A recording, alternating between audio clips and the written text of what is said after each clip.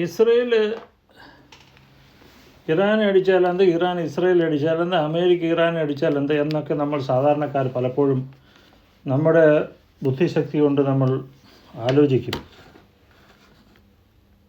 എന്നാൽ അവന്മാരാരൊക്കെ കിടന്ന് അടിച്ചാലും ശരി, അത് നമ്മളെയൊക്കെ ബാധിക്കും. ഇപ്പോൾ തന്നെ പെട്രോൾ വില കൂടി. ഞാൻ വണ്ടിയിൽ നിന്നിറങ്ങി പബ്ലിക് ട്രാൻസ്പോർട്ടിന് ബസ് കാത്തു നിൽക്കുന്നു. കാരണം സാധാരണക്കാരനായ എന്നെയും ഈ ഇറാൻ ഇസ്രയേൽ അമേരിക്ക വാർ എഫക്റ്റ് ചെയ്തിരിക്കുന്നു. ഓയിൽ പ്രൈസ് ലോകം മൊത്തം ഏതാണ്ട് 20% കൂടി. ഇനിയും കൂടും. ഇറാൻ ഹോർമൂസ് കടലിടുക്ക് അടയ്ക്കുകയാണെങ്കിൽ പിന്നെയും കൂടും ഈ ഓയിൽ പ്രൈസ്. മാത്രമല്ല, മിഡിൽ ഈസ്റ്റിൽ ഒരുപക്ഷെ കേരളം രക്ഷപ്പെട്ട് നിൽക്കുന്നതിന് മിഡിൽ ഈസ്റ്റിൻ്റെ കാശ് കൊണ്ടാണ്. മിഡിൽ ഈസ്റ്റിലെ മലയാളികൾക്കൊക്കെ അതൊരു ബുദ്ധിമുട്ടായിട്ട് മാറും. എന്നാൽ ഇപ്പോൾ ആശ്വാസവാക്കെന്ന് പറഞ്ഞ പോലെ അമേരിക്ക പറയുന്നു യുദ്ധം അവസാനിച്ചു. ഇറാനും പറയുന്നു ഞങ്ങളെ അടിച്ചു, ഞങ്ങൾ തിരിച്ചടിച്ചു. സിംബോളിക്കായിട്ട് തിരിച്ചടിച്ചു. പ്രതീകാത്മകമായി, അതിൻ്റെ മലയാളം അതാണ് സിംബോളിക്. എന്തുവാ ഈ പ്രതീകാത്മകമായി യുദ്ധം നടക്കുന്നത് എന്ന് പറഞ്ഞാൽ, ഇറാൻ ഖത്തറിനെയും അമേരിക്കയും വിളിച്ചു പറഞ്ഞു ഞങ്ങളിത് അടിക്കാൻ പോകുന്നു, നിങ്ങളെല്ലാം മാറിക്കോ, ഞങ്ങളിത് അടിക്കും. നിങ്ങൾ 6 ബോംബിട്ടെങ്കിൽ ഞങ്ങൾ 6 മിസൈലിടും. ഈ 6 മിസൈലും ഖത്തറിൻ്റെ എയർ ഡിഫൻസ് തകർത്തെന്നാണ് പറയുന്നത്. ഖത്തറിൽ 3 എണ്ണം വന്നു, ഇറാഖിൽ വന്നു 2 എണ്ണം, സിറിയയിൽ വന്നു 1 എണ്ണം. ഇതെല്ലാം നമ്മൾ തകർത്തു. പിന്നെ നിങ്ങളെന്തിനാ അടിക്കുന്നത്? എന്തിനാ? ആരെ കാണിക്കാനാ? നിങ്ങളുടെ സർട്ടിഫിക്കറ്റ്, നമ്മളാരും നിങ്ങളുടെ സർട്ടിഫിക്കറ്റ് എഴുതുന്നില്ലല്ലോ.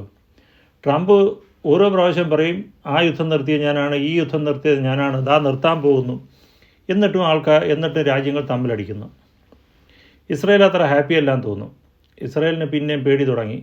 കാരണം വീണ്ടും ഇറാന് ഈ ന്യൂക്ലിയർ മെറ്റീരിയൽസ് എല്ലാം അവർ ഒളിപ്പിച്ച് കടത്തി എന്നുള്ളതാണ് യഥാർത്ഥ സത്യം.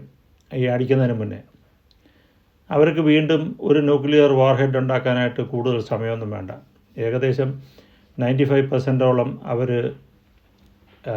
സമ്പുഷ്ടീകരിച്ചു എന്നാണ് നമ്മുടെ വാട്സപ്പ് യൂണിവേഴ്സിറ്റി വിദഗ്ധന്മാർ പറയുന്നത്.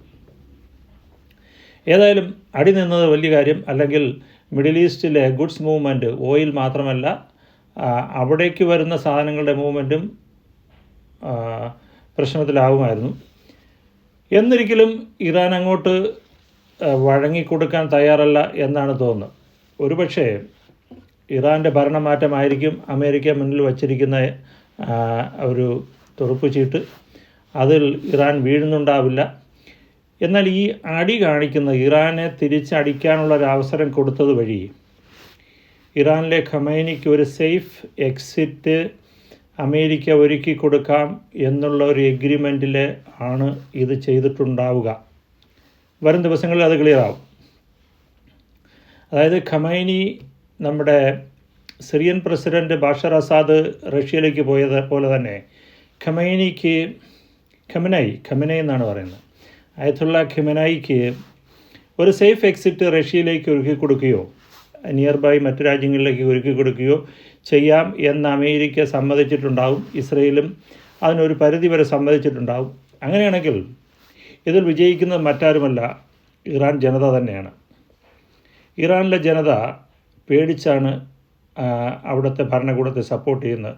ഇറാന് പുറത്തുള്ള ഒരു ഇറാനി പോലും ഇറാൻ ഭരണകൂടത്തെ സപ്പോർട്ട് ചെയ്യുന്നില്ല, ഖമൈനി ഭരണകൂടത്തെ സപ്പോർട്ട് ചെയ്യുന്നില്ല. കാരണം അത്രത്തോളം അടിച്ചമർത്തലാണ് അവിടെ ഉണ്ടായിരിക്കുന്നത്. സ്ത്രീകൾക്കും നേരെയുള്ള അടിച്ചമർത്തൽ. ആർക്കും ആ ഭരണത്തിനോ അവിടുത്തെ അധികാരികൾക്കോ എഗൻസ്റ്റായിട്ട് ഒരു വാക്ക് പോലും പറയാൻ പറ്റത്തില്ല. എനിക്ക് തോന്നുന്നു അതായത് അഫ്ഗാനിസ്ഥാൻ കഴിഞ്ഞാൽ ലോകത്ത് ഏറ്റവും അധികം അടിച്ചമർത്തപ്പെട്ട ഒരു വർഗം ഇറാനികളാണ്. നോർത്ത് കൊറിയ ഉണ്ട്. ഇറാനികളെ സംബന്ധിച്ച് വളരെ ട്രഡീഷൻസ് ഉള്ള ഒരു രാജ്യമാണ്. കൾച്ചറലി ഭയങ്കര റിച്ച് കൾച്ചറൽ ഹെറിറ്റേജും മറ്റു കാര്യങ്ങളും ഒക്കെ ഉള്ള ഒരു രാജ്യം. ഈ ഭരണം വന്നതിന് ശേഷമാണ് അവർ ഇത്രത്തോളം അധപ്പതിച്ചത്. അതിനു മുന്നേ പണ്ട് നമ്മുടെ നാട്ടിൽ നിന്ന് പേർഷ്യയിൽ പോകുന്നെന്ന് പറയുന്ന ഇറാനിലേക്കാണ് പോയിക്കൊണ്ടിരുന്നത്. ഇറാനായിരുന്നു അന്ന് മറ്റു UAE-ക്കാരുമൊക്കെ ബിസിനസ് വൈസും മണി വൈസും ഒക്കെ ഒരു വെരി ഹൈ സ്റ്റാൻഡേർഡിൽ നിന്നിരുന്നത്.